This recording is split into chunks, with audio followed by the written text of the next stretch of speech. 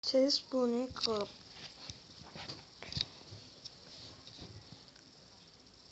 într-o zi zombii vor cuceri lumea. Dar legenda este în felul următor. Primul om mort a fost văzut de un om viu. Pe când mureau morții, nu se spunea că mureau. Acest om a încercat să facă un elixir pentru reînvierea zombilor. Dar a greșit.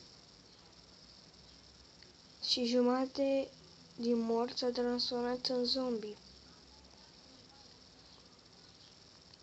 Infecția se ia mort după mort. Și când va ajunge și aici în România, ați văzut că erau niște chestii că America a fost puțin infectată de zombi. Au fost omorâți, nu? Nu? Eu așa am auzit că a fost infectată de zombi. Vă uita și America de Sud, nu, Statele Unite, Marea Britanie și nu. Ce pot să vă spun? Când o să ajungă la noi în România, noi nu avem aceeași tehnologie. Deci, s-ar putea să fim mâncați de zombi.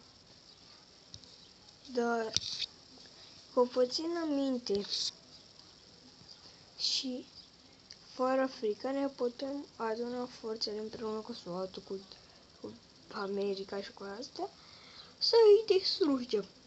Definitiv.